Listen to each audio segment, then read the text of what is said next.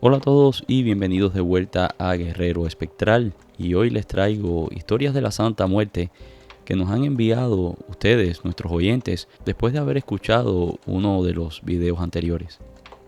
La primera historia la hemos titulado La Santa Muerte me hizo justicia. Hola guerrero, después de escuchar su video de la Santa Muerte, no podía dejar de dar mi testimonio. No quiero revelar mi nombre porque a día de hoy tengo un empleo que me hace una persona conocida, si se pudiera así decir. Creo que si supieran que soy devota de la Santísima Muerte, por la misma intolerancia que aún existe, pudiera perder mi puesto. Así que puede bautizarme como guste. Nací en Juárez, en un lugar muy famoso internacionalmente, no por nuestra cultura o por nuestra gastronomía, sino por los feminicidios y por las desapariciones de muchas mujeres. Yo vivía con mis padres y con mi hermano Jimmy hasta que tuve 10 años, cuando mi padre falleció. Fue lo más duro que había experimentado hasta ese punto en mi vida. Mi padre era un gran hombre y éramos muy unidos. Recuerdo que los domingos era nuestro día. Siempre después de misa dejábamos a mi mamá y a mi hermano en la casa y nosotros nos íbamos a dar una vuelta o a caminar en el parque. Siempre sentí a mi padre como mi mejor amigo. Por eso su muerte me devastó. Los primeros 2 años fueron realmente difíciles. Estuve muy mal, incluso en la escuela. Mi depresión fue tal que terminé tomando medicamentos. Con el tiempo me fui acostumbrando a la partida de mi padre. Recuerdo que tiempo después mi madre conoció a Arturo, un oficial de la policía local que había estado detrás de ella desde la muerte de mi padre. Mi madre era muy joven cuando mi padre falleció y la verdad era muy hermosa. Al principio no lo entendía. ¿Cómo era posible que podía aceptar otro hombre que no fuera mi padre? Pero con los años me di cuenta de que ella estaba sola y éramos 3. Ella nunca trabajó, pues mi padre siempre proveía para nosotros. Cuando él falleció, él nos dejó una buena suma de dinero, pero no era suficiente para mantenernos hasta que fuéramos mayores de edad. Mi madre consiguió un trabajo, pero definitivamente no era suficiente. Con la llegada de Arturo a la familia, las cosas volvieron a mejorar y estabilizarse financieramente, puesto a que él ocupaba un alto cargo en la policía de la ciudad. Los primeros tiempos todo iba bien. Aunque yo no lo aceptaba, secretamente en mi corazón quería pensar que él iba a ser el padre que había perdido. Nunca lo iba a sustituir, pero sí iba a ser la figura paterna que necesitaba en mi vida en aquel momento. Y para ser honestos, al principio lo fue, pero después comenzó a llegar borracho a la casa. Bebía constantemente. Al principio solo llegaba y discutía o decía alguna cosa, pero con el tiempo las cosas fueron poniéndose peor. Comenzó a golpear a mi madre y a nosotros nos insultaba de vez en cuando. Recuerdo que yo tendría unos 15 o 16 años cuando un día llegó borracho a la casa. Estábamos solos, mi hermano y yo. Él llegó preguntando por mi madre, pero mi madre había salido al mercado. De la nada la emprendió a golpes con mi hermano, y yo intervine para parar la pelea. En el forcejeo, él me golpeó. El golpe fue tal que me zafó la mandíbula. Cuando mi hermano me vio en aquel estado, una fuerza indescriptible vino sobre él. Mi hermano se alteró de una forma que casi lo mata a golpes. Mi padrastro y yo terminamos en el mismo hospital. Los vecinos llamaron a la policía, pero no pasó nada, pues, como les mencioné, él tenía un alto cargo en la policía, y entre ellos mismos se tapan sus cochinadas. Mi madre me contaba que el comandante de la policía vino a hablar con ella, y le dijo que no presentara cargos, pues eso destruiría la carrera de Arturo. Y además, si lo hacía, la policía no iba a intervenir, y que por el contrario, ellos se encargarían de que mi hermano fuera preso, aunque fuera menor de edad. Mi madre se asustó y decidió quedarse callada. Yo me recuperé de los golpes y él también. Cuando nos dieron de alta, mi madre no lo quiso de vuelta en la casa. Él insistía en regresar con ella, pero ella lo rechazaba. Pero 3 meses después, él se mudó de vuelta a la casa. No creo que ella lo haya aceptado por amor, pero sí lo aceptó por miedo. Yo nunca más volví a dirigirle la palabra. Al principio, él trató de llevar la fiesta en paz, Incluso trató de hablar conmigo y de disculparse. Me dijo que lo que había pasado había sido un accidente, que él nunca me hubiese puesto una mano encima. Pero a los meses volvió la misma situación. Los gritos, los golpes a mi madre. Mi hermano estaba listo para acabar con la vida de aquel monstruo. Pero nosotros sabíamos que si él lo hacía, iba a ir preso, o peor aún, lo podían hasta matar. Para salir de la casa, yo conseguí un trabajo en un mercado cercano. En este mercado se vendía de todo, desde legumbres y carnes, hasta había un pequeño puesto de una mujer que leía las cartas y hacía trabajo de brujería. Era la señora Irma, una señora que tenía ya unos cuantos años de edad. La señora era muy amable y se hizo muy amiga mía. Muchas veces tomábamos el café de la tarde juntas. Un día, hablando conmigo, me dijo que yo le parecía triste, que qué era lo que me tenía de aquella forma. Me contó también que había un hombre que caminaba a mi lado, un hombre que ya no estaba en este mundo, y por la descripción que la señora Irma me dio, definitivamente era mi padre. Me dijo otras cosas personales que solo él y yo sabíamos. Ella dijo que mi padre trataba de protegerme desde el mundo espiritual, pero que desafortunadamente los espíritus también tienen que seguir reglas.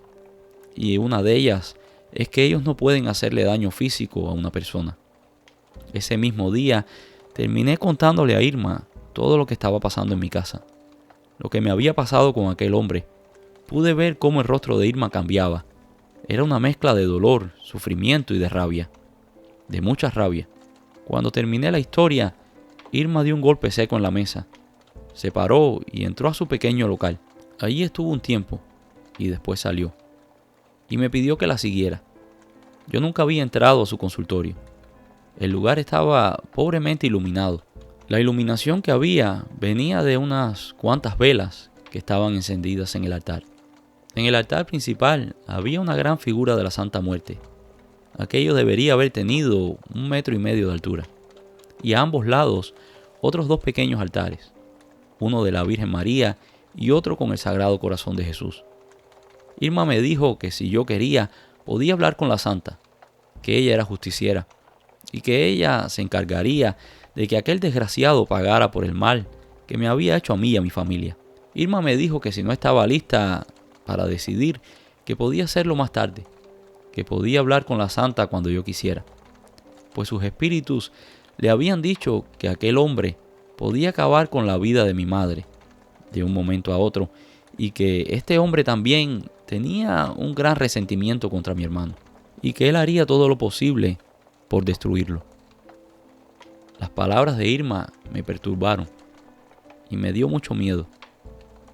Yo sabía que aquel hombre era capaz de cualquier cosa, y sabía perfectamente el odio que él le tenía a mi hermano por la golpiza que le había propinado, pero tampoco quería hacerle daño a nadie. Además, yo era católica y no quería inmiscuirme con la Santa Muerte, pues siempre se decía que aquello era un ente maligno. Iba con la cabeza hecha un lío, y recuerdo que cuando estaba como a una cuadra de la casa, podría escuchar los gritos de mi padrastro. Le gritaba a mi madre y la insultaba. Corrí hasta la casa, pues tenía miedo que mi hermano fuera a estar allí y que hiciera una locura.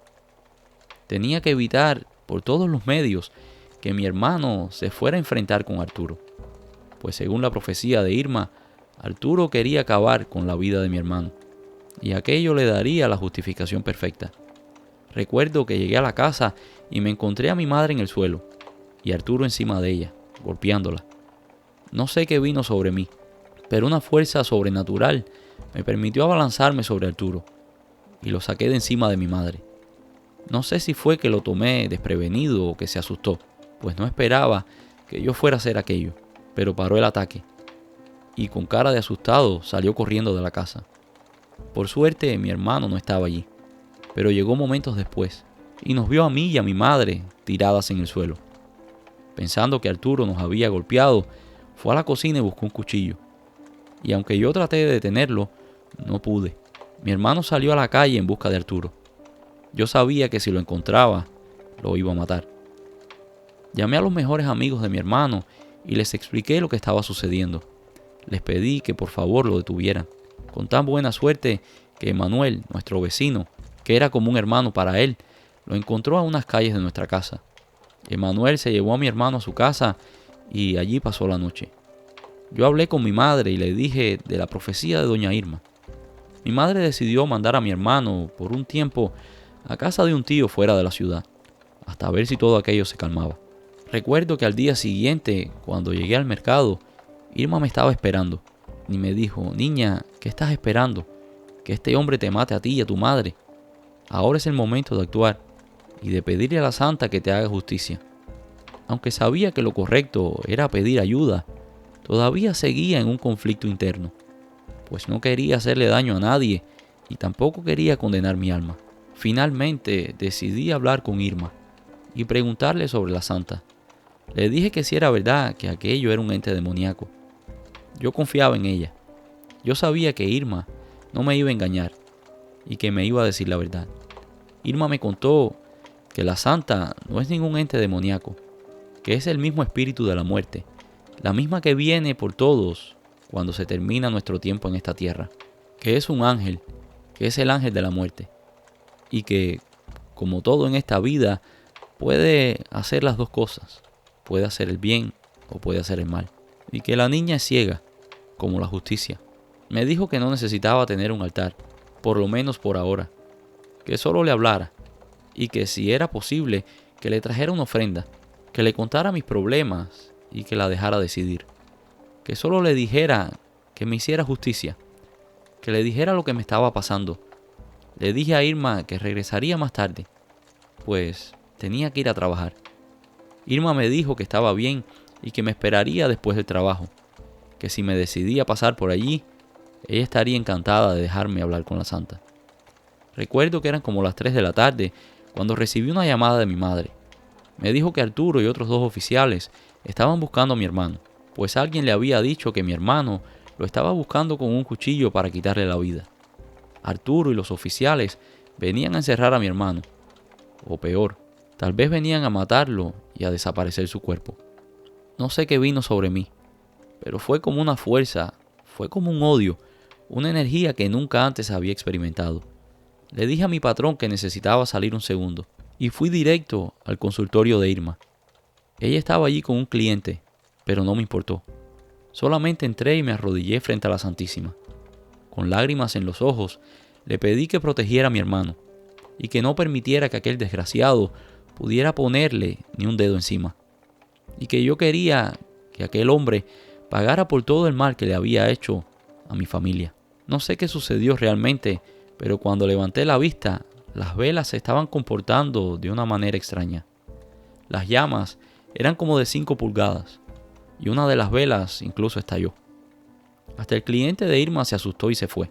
Irma dijo que no me preocupara, que la santa ya me había escuchado y que en ese mismo momento ya estaba comenzando a orar.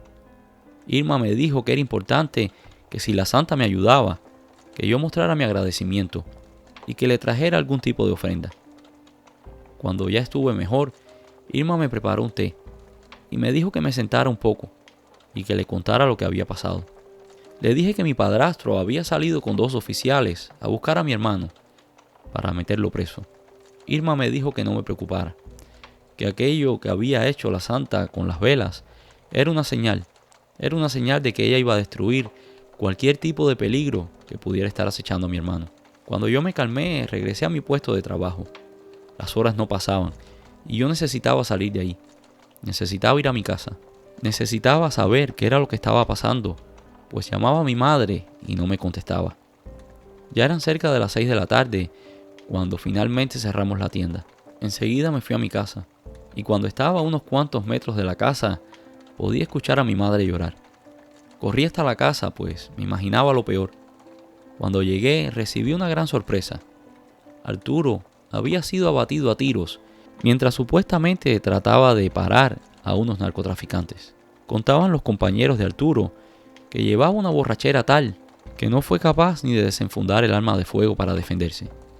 Los otros 2 oficiales también resultaron gravemente heridos y morirían días después, producto de las complicaciones de las mismas heridas.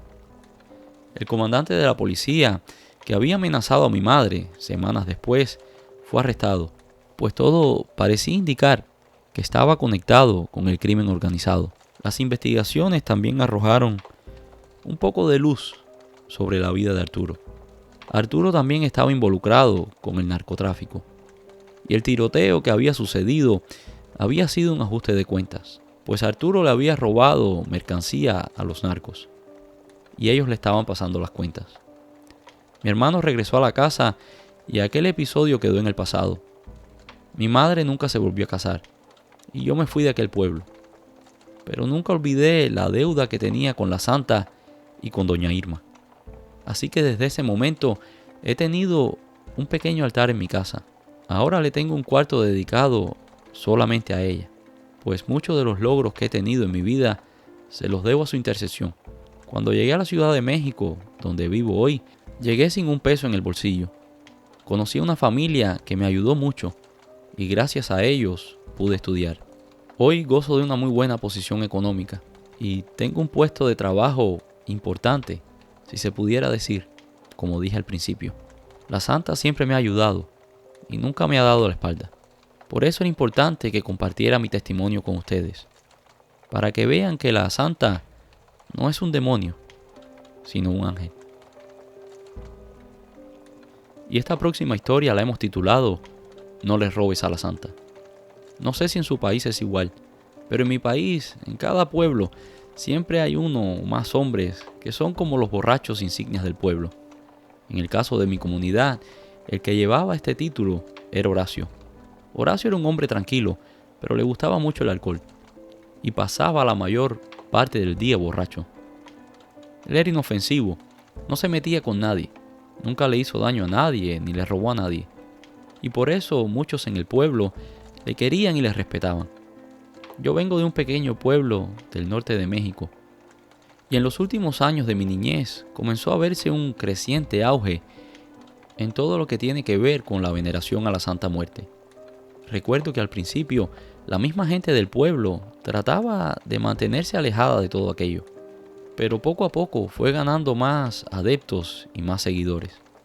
Recuerdo que cuando yo tendría unos 18 o 19 años, a la salida del pueblo hicieron una pequeña capilla. Allí iban los adoradores de la santa y dejaban sus ofrendas, desde velas, diferentes tipos de bebidas, dulces, frutas, y nunca podía faltar el tequila. Decía la gente del pueblo que cada vez que tenían una necesidad, iban allí y le rezaban a la Santa Muerte. Y después iban allí y le dejaban una ofrenda como agradecimiento cuando les cumplía. La gente del pueblo respetaba mucho aquella capilla, tanto como si fuera un lugar sagrado. Recuerdo que ese mismo año hubieron unas tremendas lluvias. Pasó casi cerca de una semana lloviendo. Fue el peor temporal que he visto en mi vida. Horacio vivía a las afueras del pueblo y el temporal lo sorprendió en la cantina, como siempre. Esa misma tarde, cuando quiso regresar a su casa, el agua no lo dejaba. Así que cuando iba a mitad de camino, buscó refugio en aquella capilla que le habían dedicado a la santa. Allí se acostó y se quedó durmiendo la mona. Horas después, cuando despertó con un fuerte dolor de cabeza y el deseo desesperado de volver a tomar alcohol. Miró a su alrededor y vio como un regalo enviado del cielo. Allí habían unas 5 o 6 botellas de tequila.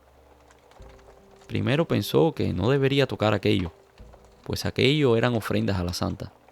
Pero después pensó que no le haría ningún mal beberse un poco de aquellas botellas.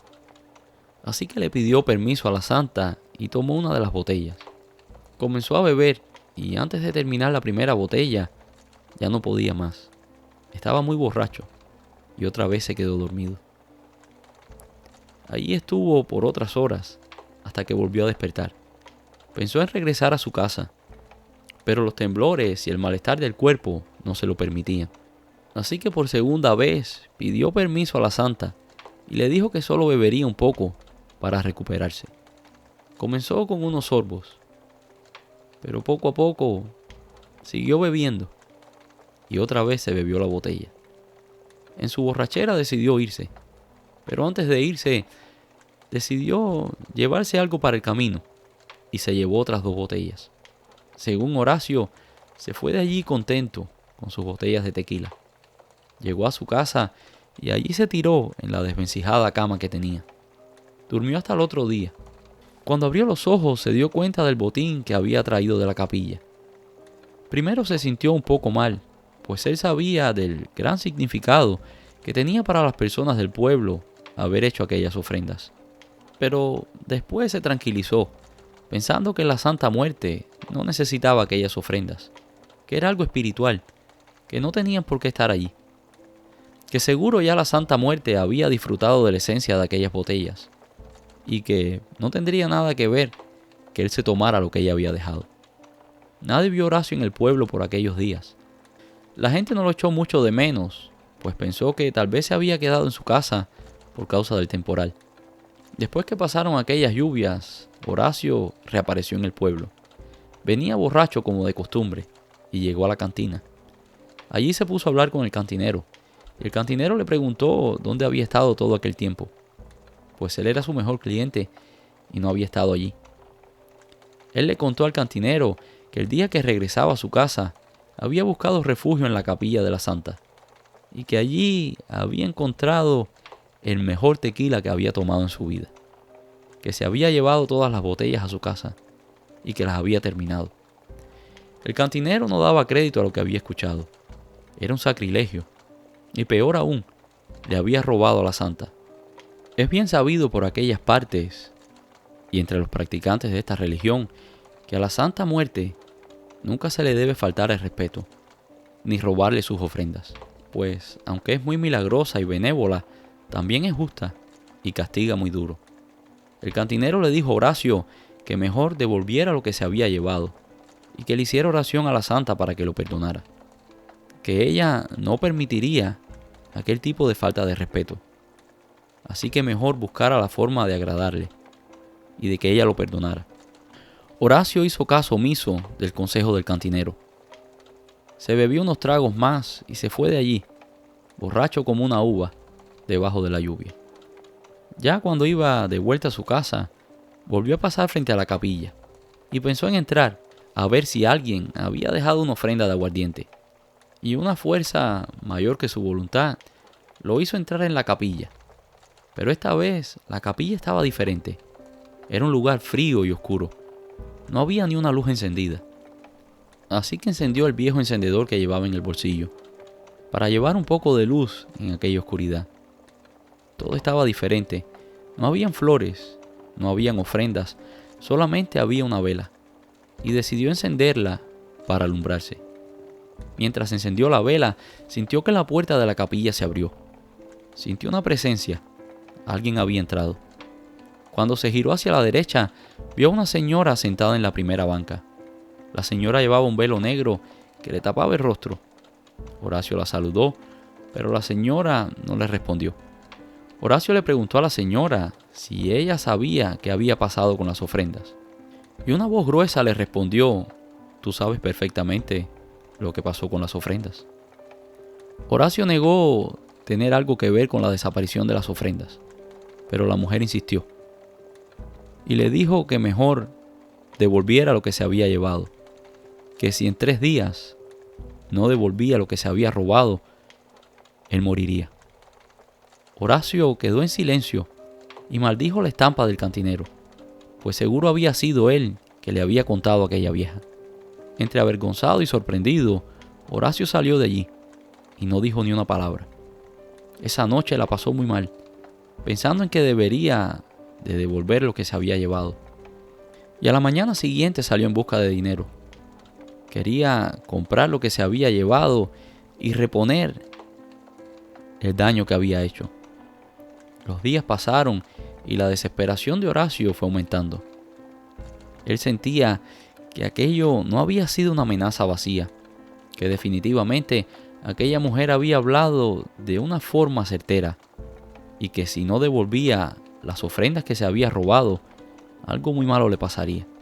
Como última opción fue a ver al cantinero para pedirle prestadas las botellas y que después se las pagaría, pues él necesitaba devolverle a la Santa lo que le había robado. El cantinero, por supuesto, se negó. Aquello no era una cantina grande, era un pequeño negocio, así que si el cantinero le daba 4 o 5 botellas, sabía perfectamente que él nunca le iba a pagar y aquella pérdida de mercancía podía tener efectos negativos en sus ganancias. Horacio salió de allí dando traspiés y regresó a la capilla. Pensó que tal vez si se disculpaba con la santa, ella olvidaría todo aquello. Entró y pidió perdón, pero la blanca figura no respondió nada. Horacio pensó que tal vez aquello había sido producto de su imaginación y se tranquilizó diciendo que la santa lo había perdonado y se fue de allí. Al tercer día, Horacio despertó un poco preocupado, pues ese día se vencía el plazo para devolverle a la santa lo que le había robado.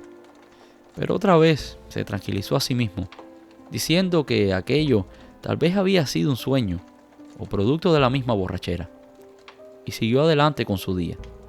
Se fue al pueblo como de costumbre y allí en la cantina se encontró con sus amigos. Allí tomó hasta quedar completamente borracho.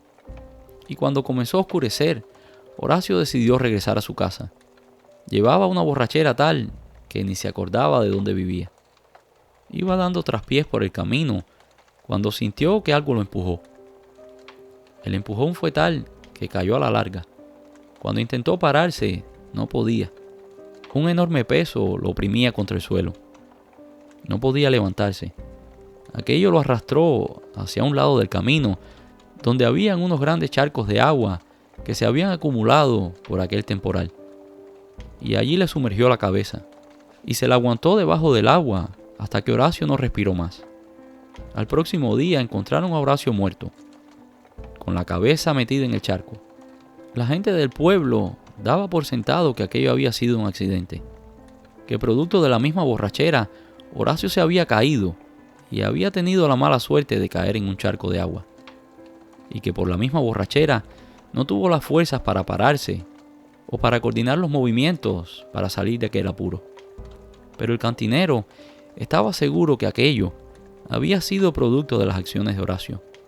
El cantinero sabía que Horacio tenía los días contados, pues no le había devuelto a la santa lo que le había robado. Y esto es todo por hoy. Espero que estas historias les hayan gustado. Si lo hicieron, déjanos un like, y si no lo has hecho todavía, por favor suscríbete. Gracias y nos vemos en el próximo video.